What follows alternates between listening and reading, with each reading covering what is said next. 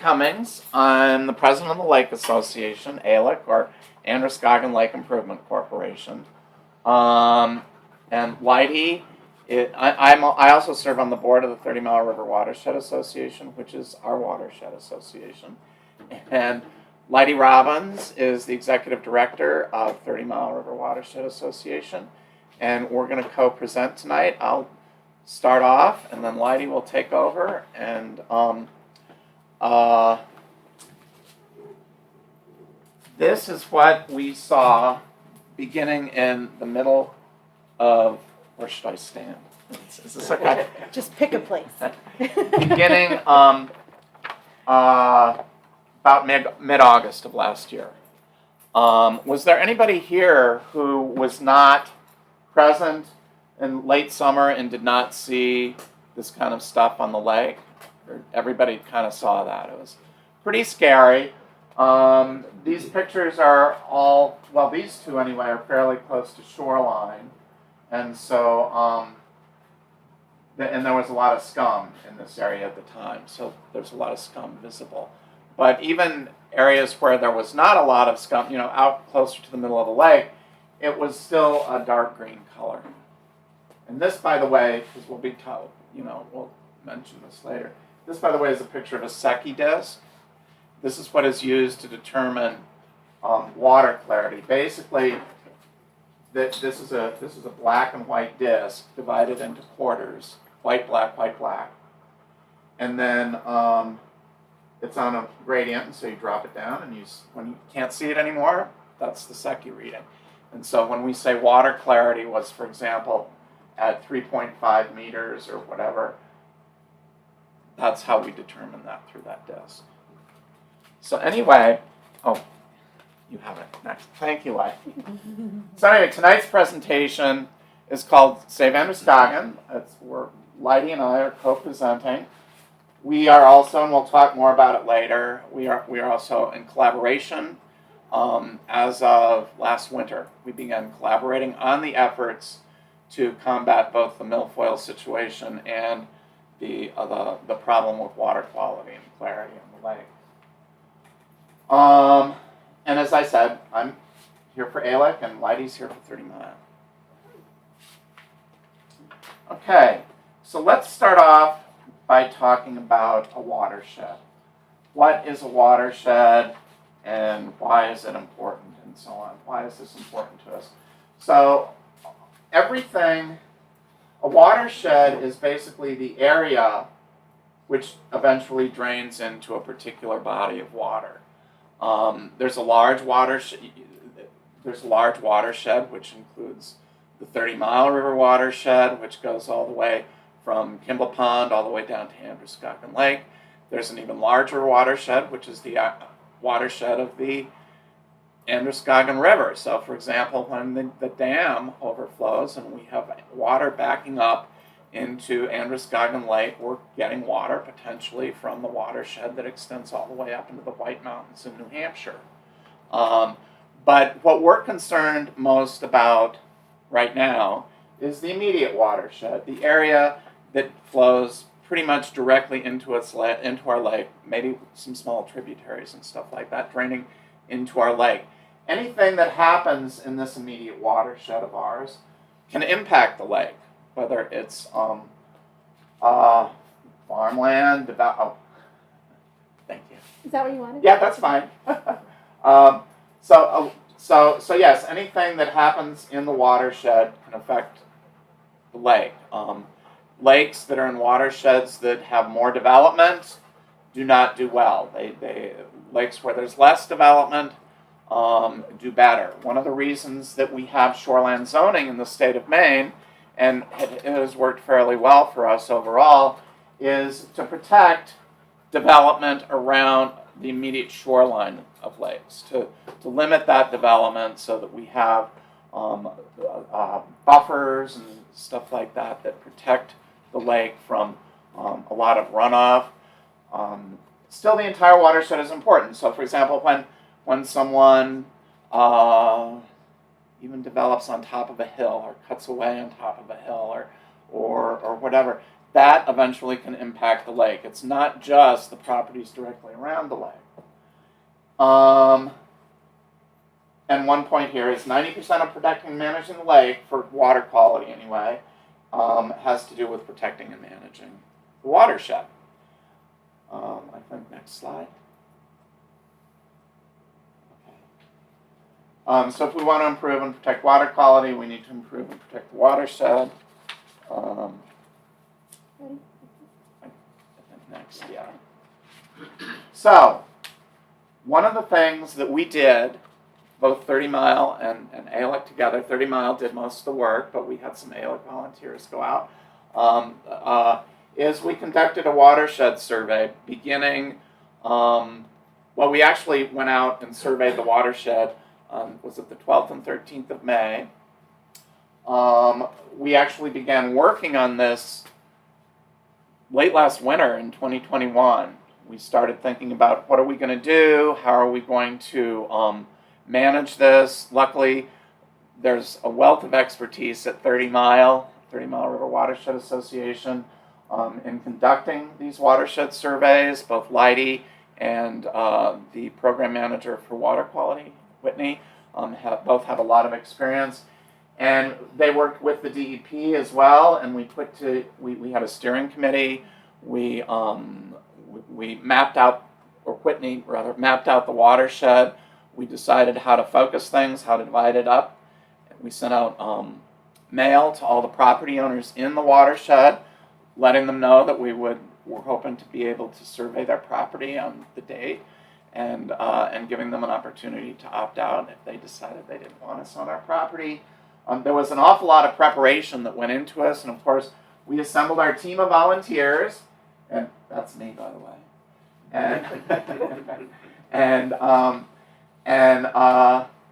so on the 12th, we did it over 2 days. We went out and surveyed the watershed, and these are some of the things that we found.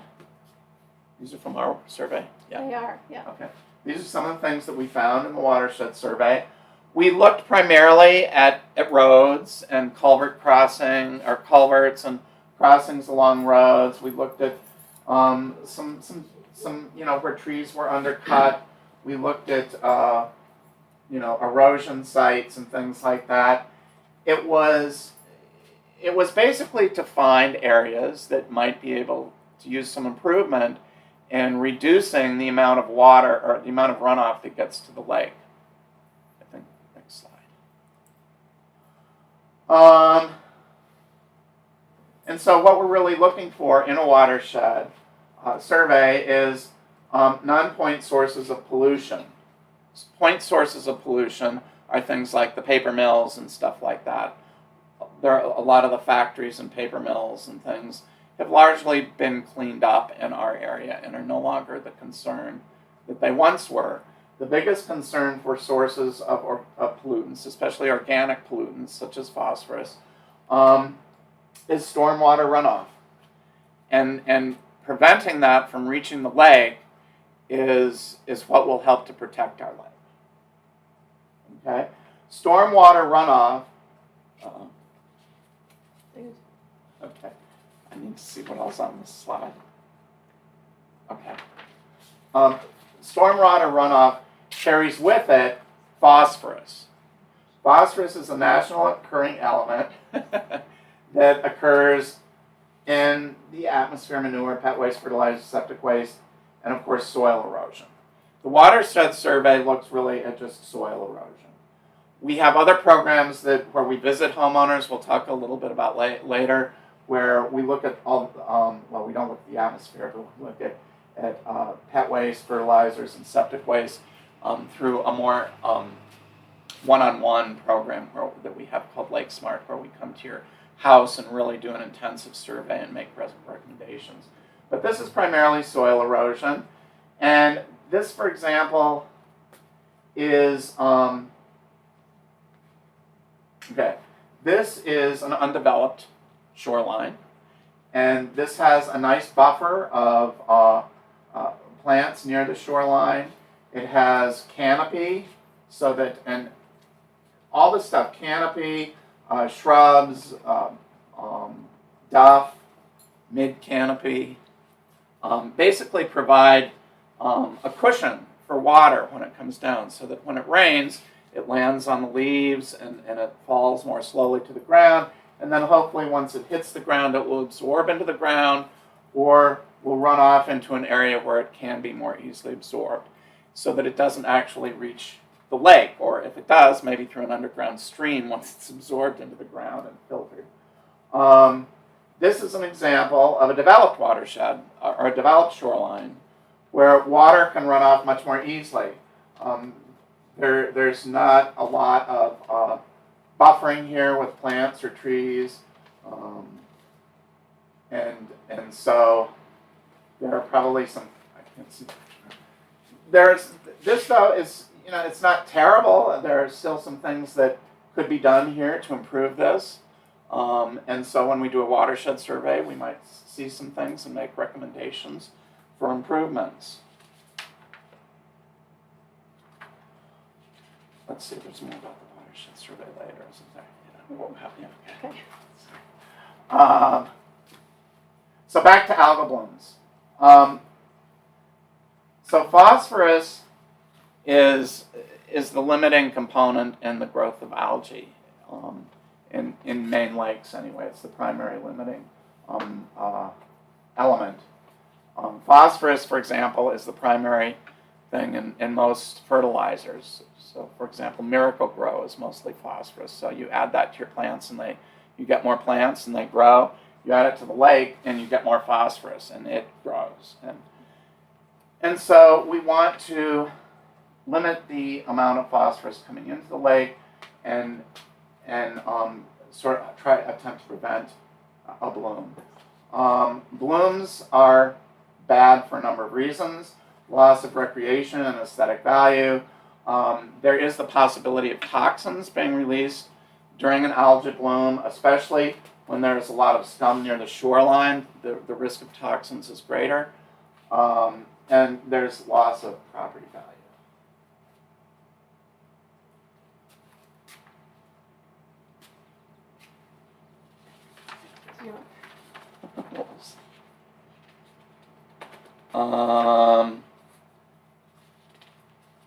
So this is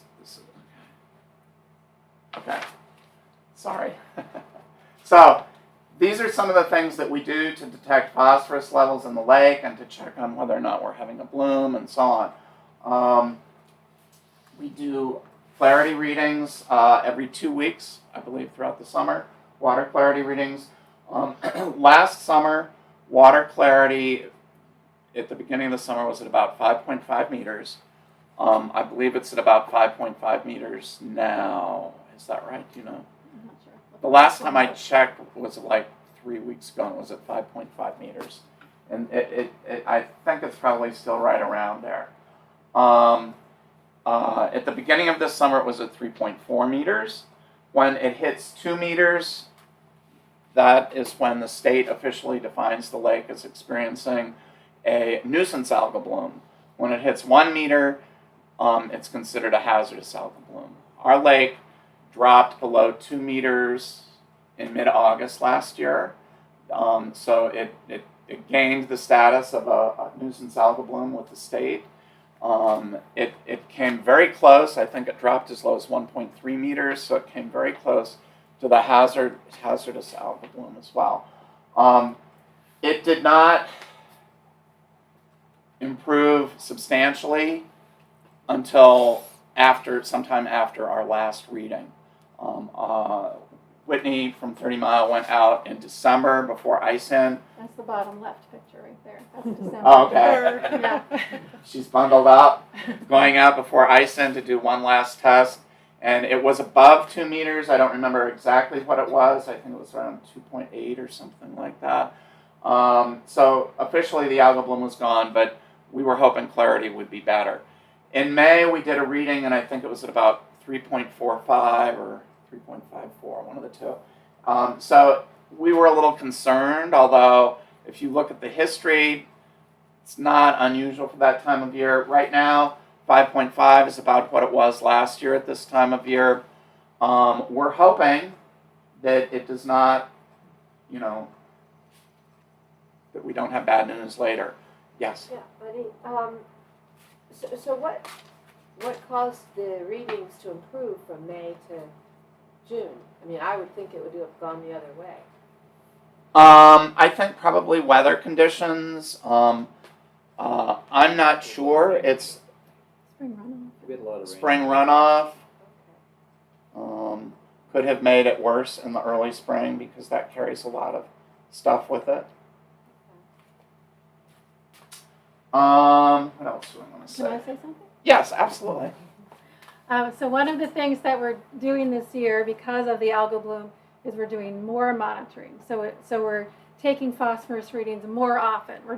We're taking them every 2 meters in the water column trying to figure out, and we're also trying to better understand, is there phosphorus coming from the sediment or is it coming from other sources? So we're doing that more often. We're also looking at phosphorus levels in tributaries and in the dead river. So those are things that we hadn't been doing before. Last year we were looking at the top layer where the light is penetrating to get a phosphorus reading from that core, and then we were looking at the bottom, but we weren't looking at it all the way down, and we weren't collecting it as often. So we ramped up all of that to get a better understanding of the phosphorus in the lake and then in some of the other sources around the lake. Question?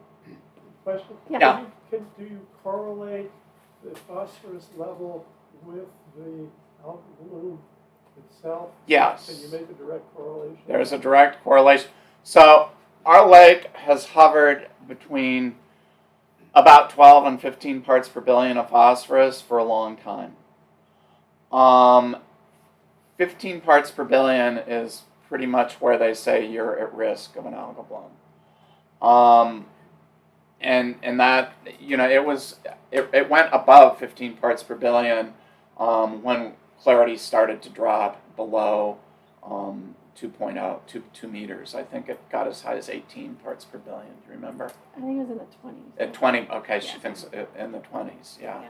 So we've been sort of teetering on the edge for a long time. And, frankly, yes, global climate change is having an impact too. That is sort of pushing things against us. And so there's very little that we can do as individuals in the town of Wayne to improve climate change. But we can do things to help tilt the balance in the other direction by controlling pollutants that enter the lake, by reducing runoff and things like that, and by studying it and to figure out what needs to be done. And in fact, next slide. One of the things that the 30 Mile has done is they have done several watershed surveys in our watershed. This is the front page of a watershed so after the watershed survey, 30 Mile puts together a watershed protection plan. This is one that they did for Parker Pond a couple of years ago. And this is what they will be producing for Androscoggin Lake. Starting this fall, they'll be, when there's a little, summer activity has died down a bit, 30 Mile will be spending a lot of time studying the data that was collected during the watershed survey in May, and identifying things that might be able to be improved upon. They'll put together a protection plan such as this, and they will also notify homeowners where they have found areas that homeowners might want to improve upon things. In addition, we will be able to use this watershed protection plan to then begin to apply for grant money through the DEP 319 grant money, which will then help us to correct some of the issues that property owners may need for financial help in correcting, should those property owners want to make some upgrades. Okay, in addition to the watershed survey, as I mentioned briefly earlier, we have a program called the Lake Smart program. And what we look for is similar, but the Lake Smart program is much more focused on a particular property, a little more intense, and we have more conversation with people. The purpose of the Lake Smart program is first and foremost to educate property owners about what they can do to prevent runoff from hitting the lake, from getting to the lake. It's free and it's confidential. We do not work with code enforcement or anything like that. The results don't go to the town. And it really, we look at a number of things on a person's property, such as their shoreline buffer, vegetation around the property, the driveways, septic system. I mean, we don't do a thorough inspection of the septic system, but we can give some advice on the septic system, and we do a cursory sort of look around and other things. In addition, you can end up with an award, which is a sign that you can put on your property, saying that your property is lake smart. You're not obligated to put it up. And then, what else do I want to say about lake smart? I think that's about it. So with Lake Smart comes another program. As this program can also feed in. This is YCC, right? Yes. Okay. That's Steve and Diana's property. That's why I'm pointing out, because it's their property. Oh, that's right. That's why Diana's. Okay. So when issues are identified, either through the watershed survey, and they're so small, project is so small, it's not, going to get grant money, or through the Lake Smart program, 30 Mile also, which is we help to support through ALEC, but 30 Mile has a program with the Youth Conservation Corps where you can apply for a project on your property and to help to reduce any runoff getting to the lake. That has to be part of the deal. And I think, do they pay for all the materials or part of the materials? Well, so the landowner pays for the materials. Okay. And then the landowner pays for about 20% of the labor costs, and then we pay 25%, and then the rest of it comes from our other funding sources. Yeah. Yeah. Yeah.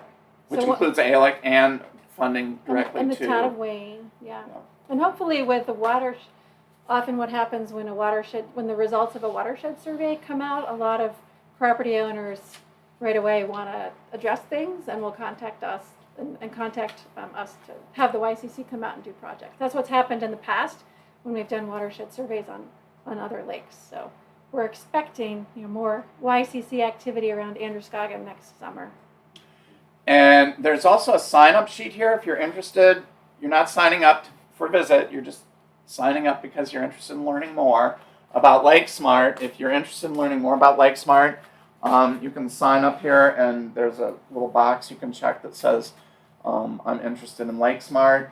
Since you're all on Androscoggin, you can also send email to lakesmart@androscogginlake.org and say you're interested in learning more about that.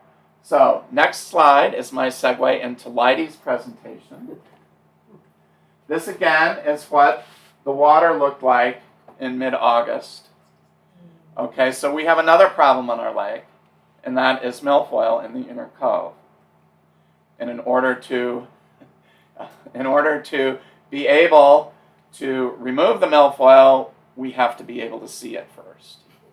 Lidie? Can I ask a question? Yes. Yes. So, taking Androscoggin, you have the Androscoggin watershed, but what portion of the issues that affect the lake from the watershed are from the watershed, and what comes down from 30 Mile River?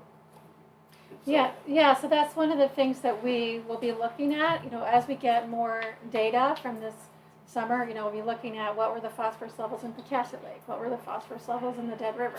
That's definitely all part of it. Androscoggin gets it from both ends. I mean, the direct watershed, and then from all these lakes up above. Yeah, so you'd say that Androscoggin has greater issues from itself than from the 30 Mile River. 30 Mile River is not a bigger contributor. Phosphorus levels weren't great in Pecasset last summer either. They hovered around 15 parts per billion for a large part of the summer. But water clarity remained good in Pecasset. Clarity was all the way down to the deepest part, to the bottom. But it's because of the higher flow rates and stuff like that they might not have have experienced an algal bloom, and their clarity is so good. That's not to say that there isn't phosphorus being contributed from the lakes above us, and so we promote the Lake Smart programs and the other programs to prevent runoff in all the lakes above us. Thanks to 30 Mile, they can do that for us. And yeah, as Lidie said, it's runoff from our shoreline. It is water coming in from above us. It is also, because we're unique in that the Dead River flows in either direction, we've got water coming in from there as well, and some of that comes off of tributaries running across farmland, agricultural land, and we're trying to study some of that as well. We've just begun taking some phosphorus readings from some of the tributaries coming into the Dead River, and then of course the dam is breached and has, Androscoggin Lake is a floodplain for the Androscoggin River, and always has been, and so that's why we have the delta in the middle of the lake, because the Dead River has washed that sediment and has built up a delta over the years, and so there, it's possible that there's a lot of stuff in the sediment, and primarily what we've talked about today is, in fact, all that we've talked about today is really free phosphorus entering the lake from runoff and from other streams and stuff. But there is also something called internal loading, where there is certainly phosphorus trapped in the sediment and has been coming into our lake from Androscoggin River and from other sources around, and anything that dies in the lake eventually ends up in the sediment in one form or another. And the sediment traps phosphorus as well. That phosphorus is not free to be used by algae as long as it's bound to the sediment, but when water temperatures rise, warmer water holds less oxygen, especially at the bottom of the lake, which is under higher pressure and which does not have agitation and so doesn't collect oxygen from the atmosphere. When the bottom of the lake becomes anoxic, no oxygen, that is anaerobic bacteria can start operating, acting on the sediment and release more free phosphorus into the water, which is then utilized by the algae. The algae grows. The algae releases more oxygen, and things get worse from there. So the profile sampling that Lidie talked about earlier, where we're measuring phosphorus levels every meter now, all the way from the surface down near the bottom, that will help us to some extent to determine how much of that phosphorus we think is coming from runoff and how much we think is coming from internal loading. And internal loading is also part of the problem when it warms up.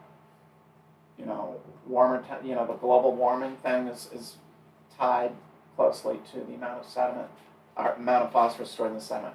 Yeah. Yes.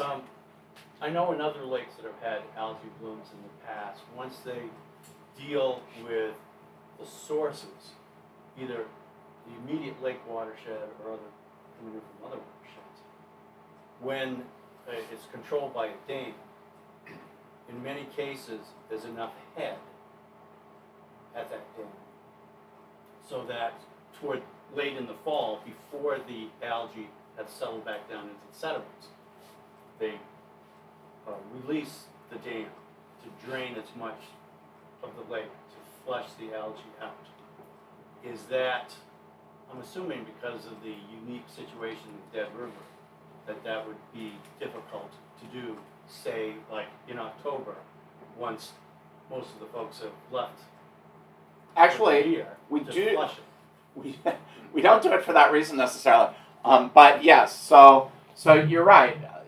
It'd be good to maybe get some of the scum, the worst of it, might float away if we increase outflow through the dam in the fall. We do actually increase outflow from the dam in the fall.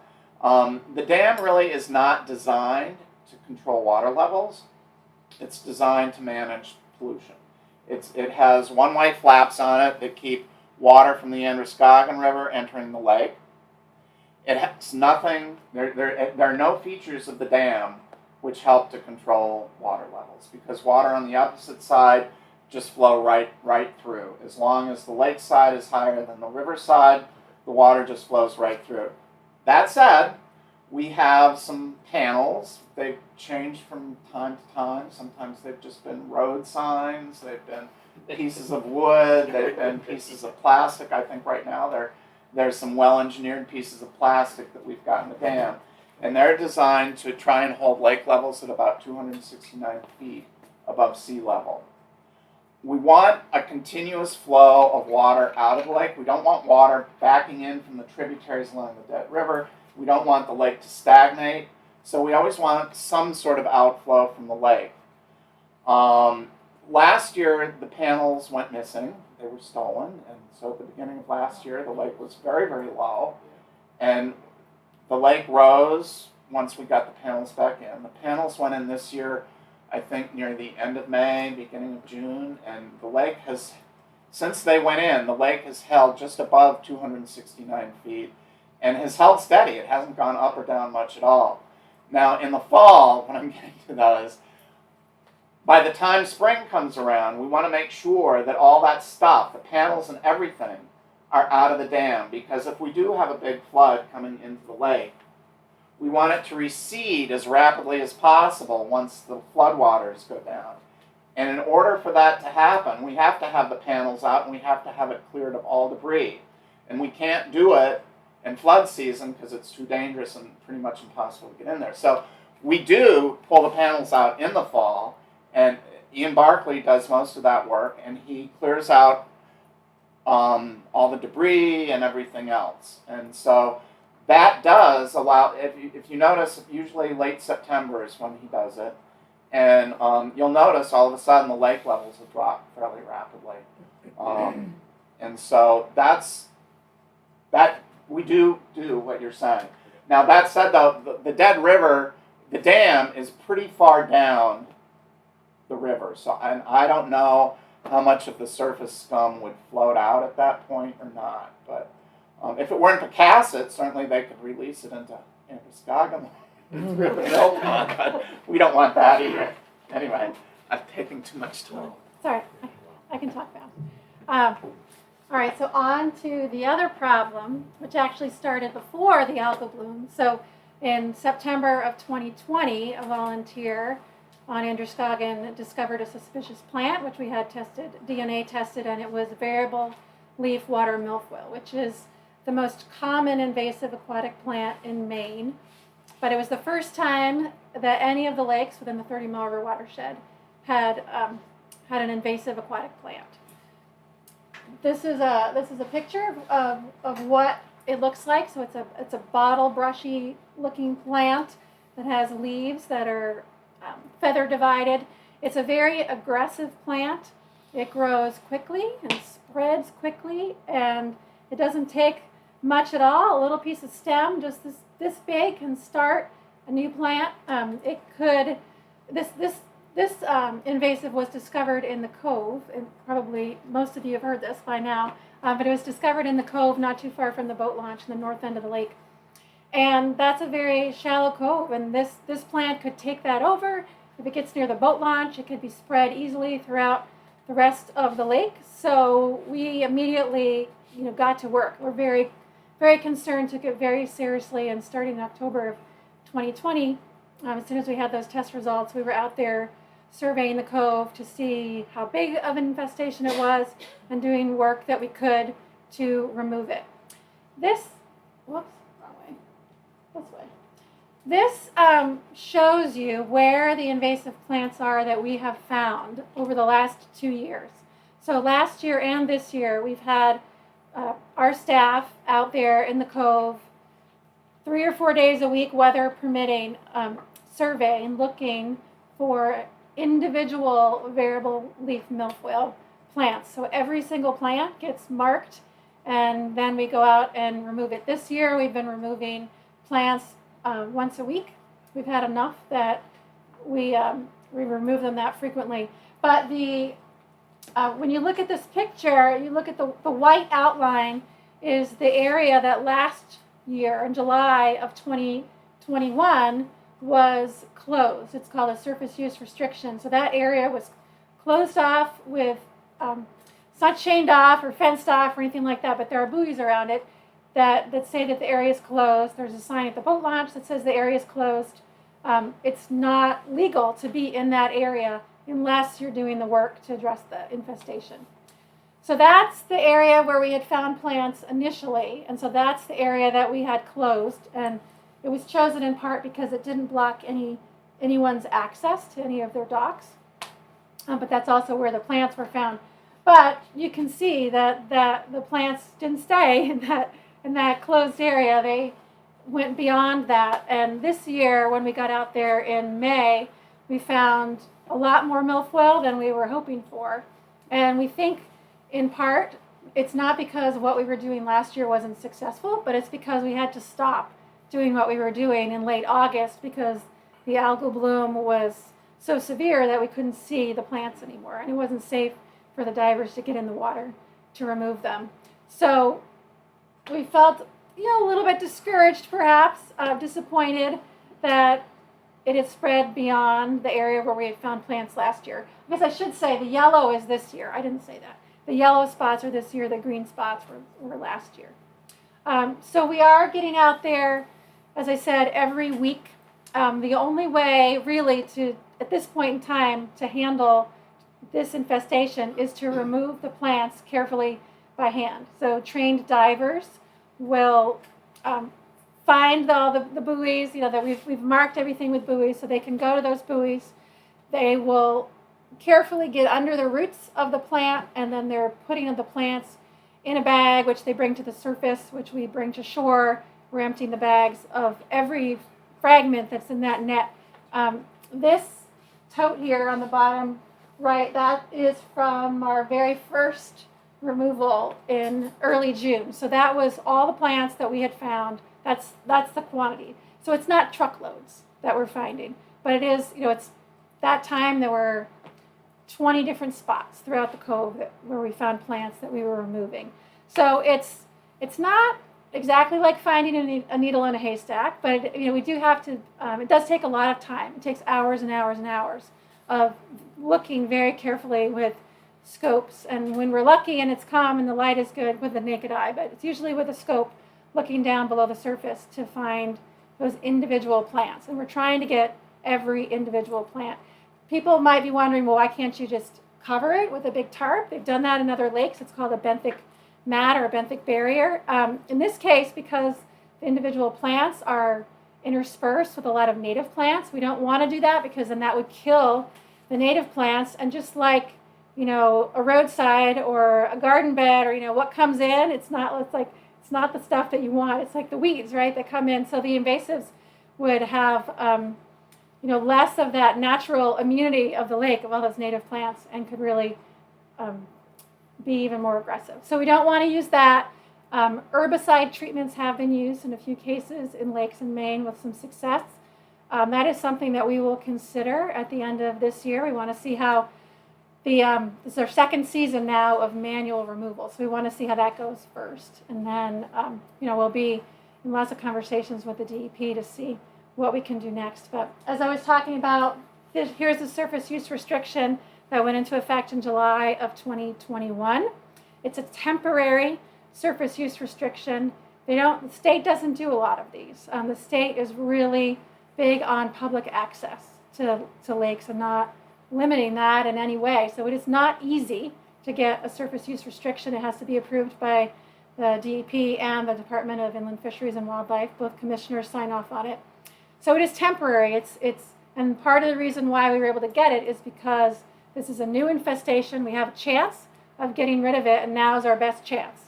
So of all the times to do anything, it's now. This is our opportunity to be as aggressive as possible. So we have these buoys around the area, and as of last week, we also have signs that say that the area is closed. We have noticed that a lot of people are either ignorant or don't care and go in the area anyway. And when all it takes is, when one of those plants grows and gets up towards the surface, a boat prop can just chop it right off, or even somebody fishing, can hook on that plant, and then it spreads it somewhere else. And then you had a plant that was in one place, and then it gets chopped up, and now you've got like 50 floating around to start new plants. So we're doing what we can, with the surface use restriction. Now with more signage, hopefully that will help.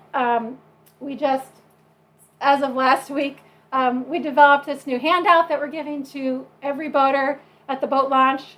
We've got boat inspectors talking to every boater at the boat launch, not 24 hours a day, but most hours when boaters are there. We have our boat inspectors there to educate people. And so we're going to be distributing this handout around town as well, because it's not just obviously people coming in from the public boat launch.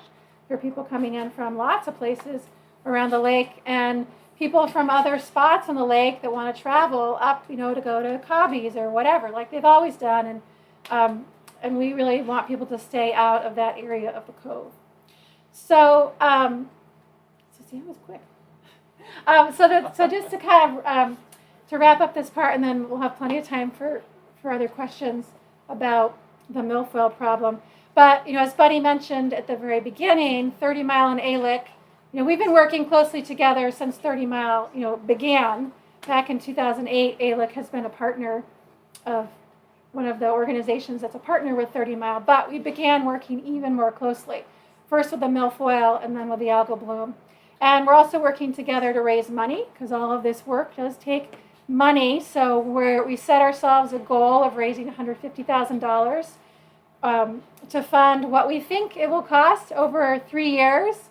There may be some surprises, but that was our best guess when we started this fundraising campaign, that it would cost $150,000 to do the work that we want to do to hopefully eventually eradicate the milfoil and to address the water quality issues around the lake, and to do the research that goes into that. So we're getting there. We're almost to 100,000.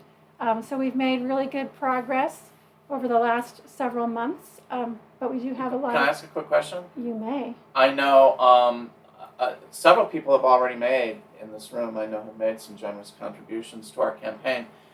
Is there anyone who hasn't seen this brochure yet? I think everyone here should have already received a copy in the mail or a copy in person from someone visiting you or something like that. So good. So everybody's already familiar with the campaign. And thank you to all of you who've Yes. contributed to what now is $94,300. So we're doing well. So we've got time now for questions. Yes, Teresa. What's the relationship between the DEP and ALEC and 30 Mile for funding this and oversight of the invasive removal? Yeah, the DEP has what they call a rapid response program. So when an infestation is new, they will put more resources into it.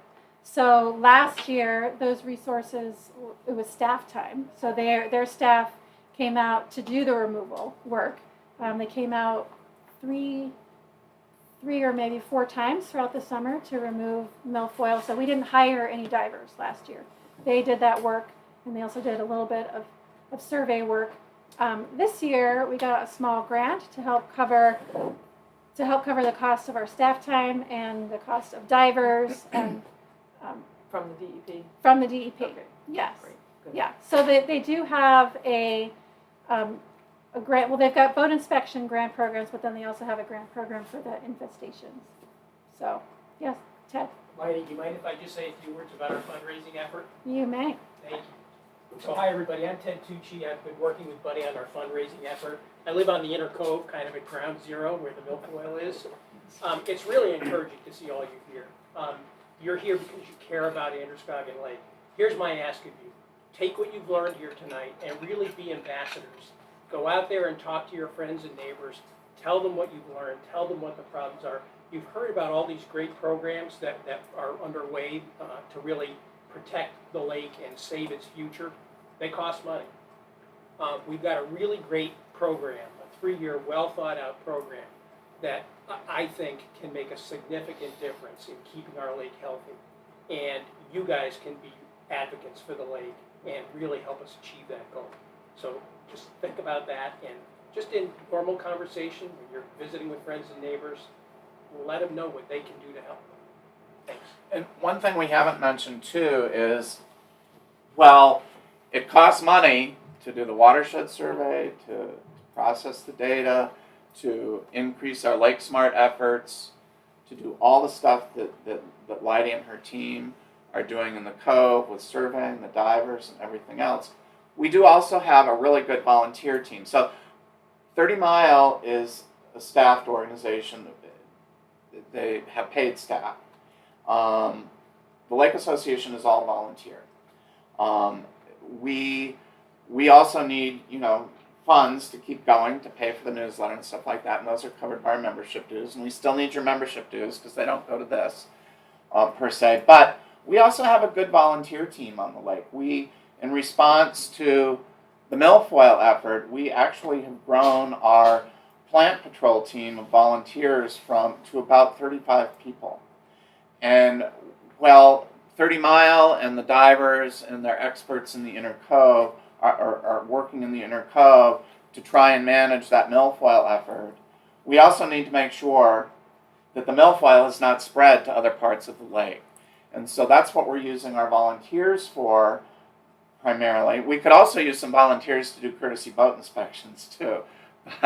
But volunteers are important to us as well. And the Lake Association is all volunteer.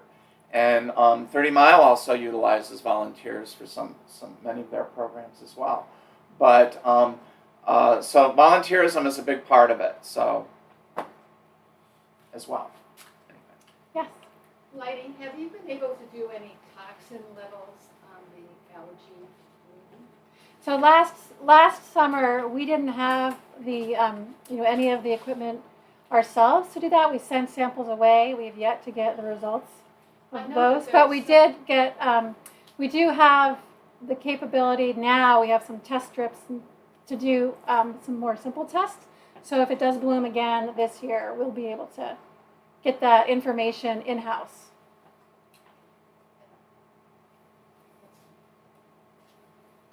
Dick? Yeah. Yeah, when you have a bloom, does it vary in different parts of the lake? And the sort of related question, does it depend on the water temperature?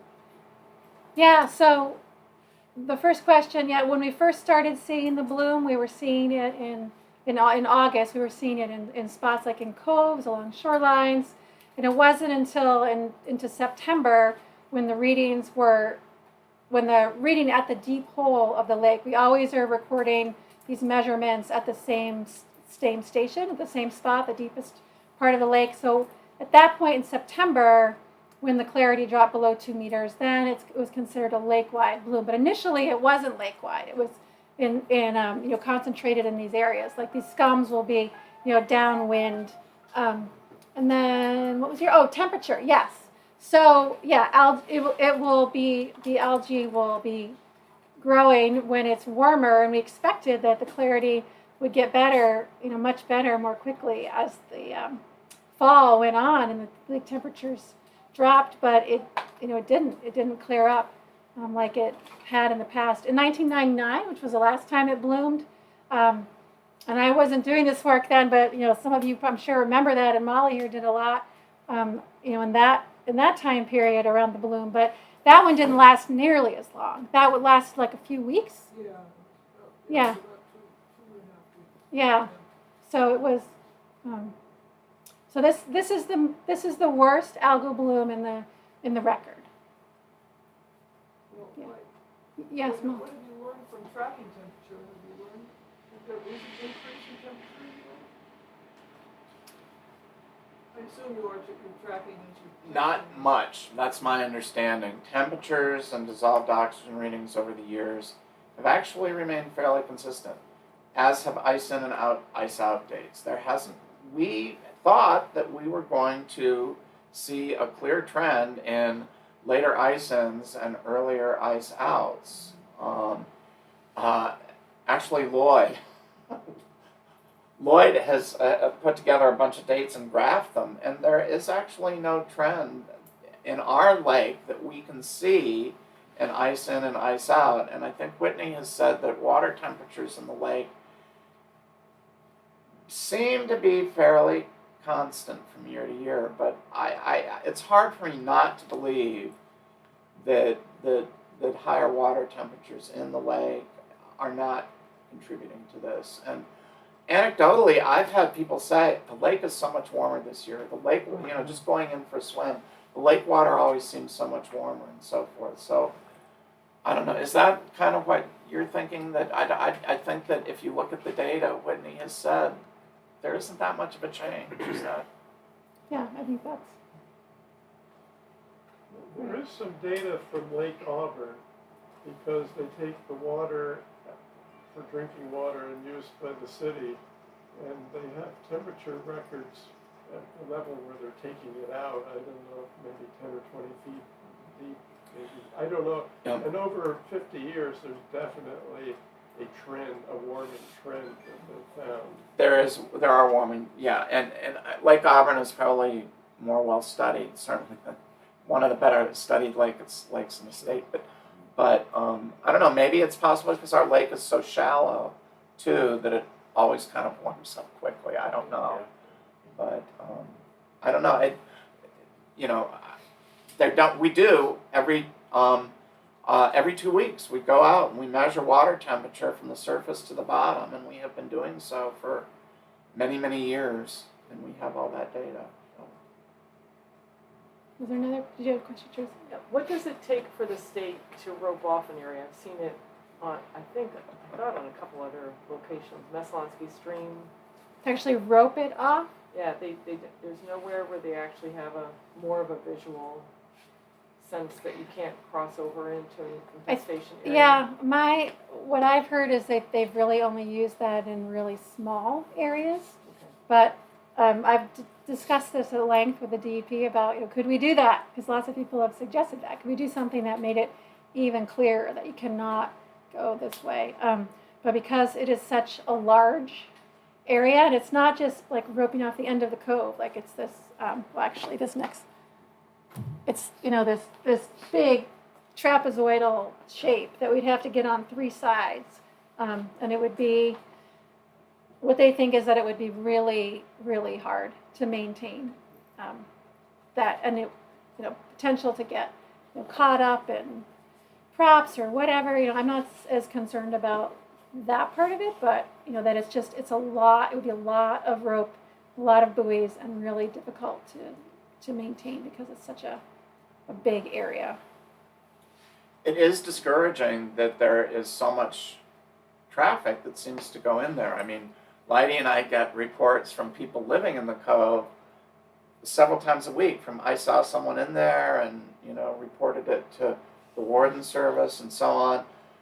I think the best thing we have going for us is the fact that, Lidie's team with the diver is going in there and removing it, and so we're really staying on top of it. Now, that will only work as long as we don't have another algal bloom. If we have another bloom in August and can't see what's happening below the surface, and we still continue to have boats going through there, then there's a good chance that the milfoil will make it to other parts of the lake. And if that happens, I don't have great hope that we'll be able to eradicate it. Right now, as long as it can stay confined to the north end of the inner cove, I think we have a very good chance of eradicating it altogether. But if it moves out of there, we're in trouble. I'm have property on the inner cove, so like Ted, I see what's going on there, and take time to go out on the kayak and kind of patrol a little bit every once in a while. And I have seen even people. It's an education thing too, because there are people that we have noticed there and have talked to, and they're in either kayaks or paddle boards or whatever else, because they think, oh, I thought it was only for motorboats. Well, in the education part, hopefully they don't realize that it's everyone. Yeah. Hopefully, this will help with that. Mm-hmm. Well, we have a few minutes left. I'm just going to pass this around so we don't run out of time. If you're interested in, if you're not already on our mailing list, you want to add your name or interested in And if you sign up for mailing list, you'll get on both the 30 Mile email list and you'll get on the ALEC email list.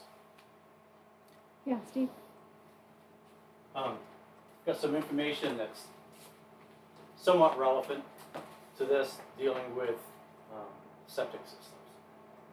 Now I know town of Wayne has been thinking about failing septic systems around the lake. I was just this afternoon filling up at Irving Station, and I met a lady that took over from my position when I was at the DEP, and I was dealing with funding for septic systems, for failing septic systems. And with all this federal money that has come in, she has it's called a Small Community Grant Program, and she's got $3 million that she has to use by 2026. And that's more money than we have ever had in that program. And it's income based. So, and usually the town applies for money. They have to know that it's within the watershed and that it's income based, low up to moderate income folks that have failing septic systems. And she said they will get funded. So here's a golden opportunity, funding opportunity to fix failing septic systems in town of Wayne. Yeah, and that, that may Can I be ask a a question? part, that may be something that goes into our, the watershed protection plan, is thinking about septics and what's the work that we want to do over the next few years to address septics. It's There one has to be thing, a sanitary survey, yeah. go house to house, see what systems are And- failing. We have also worked with Lloyd and Yeah. Don and Aaron. Yeah. The members of the select board and with Aaron on what was recently passed at the town meeting with regards to better monitoring when a property changes. And we're hoping too that we can get better legislation in Wayne that would allow us to go out and not us, but would allow the town to identify systems that are failing. Any town can do that voluntarily. If someone has problems with their septic system. Right. If they invite us, if they invite the town onto their property, the town. Well, code enforcement also can. If it's failing, But the problem is, how do you know it's failing? And so, I believe what they're looking at as a possible next step, I think the Conservation Commission I think they were looking at the idea of a mandatory pumping ordinance, at least for shoreline properties, and so that hasn't been done. That hasn't been talked about there. It would involve working with the select board on such a thing, not regulatory. I'm still learning. Okay. I'm trying to also figure out what is really enforceable and not just, Right. putting into. But I will mention that funding opportunity to Lloyd and to Stan Davis. Yeah, now's the time, to take advantage of that. Also, Androscoggin Lake needs special attention for septic, if there could be regulations, because especially like along Lakeshore Drive, a lot of people's septics, which normally you would hope they would get pumped and so forth, go underwater in the spring. Yeah. Of course, that's in Leeds. We're trying. It'd be great if Leeds did something too. I think we have better hope of getting something going in Wayne and then talking to Leeds about getting something. Right. I'm just saying, you would have to include elevation of the system in an yes. ordinance, because it has to be above, I don't know what you'd say, maybe 276, because that's what happens almost every year, and those are the ones that go underwater the most. Maybe they have to pump before spring, I don't know what exactly it would be, but I'm just saying it has to be special for the lake, not any other lake. No, we've got people on the lake that, I know their septic systems are below the high water mark. That's what I'm saying. We've What is the high got water mark? That's systems the that are gray water just flows out of the back door. There's some problems on our lake, certainly. But, on the other hand, part of what we have here is a unique opportunity, a point in time where, by raising this money, we can get the resources to go out and educate people in Leeds or Wayne, whatever it is. And then if there's grant money available, it makes it possible to correct some of these problems that maybe were too economically challenging in the past to fix.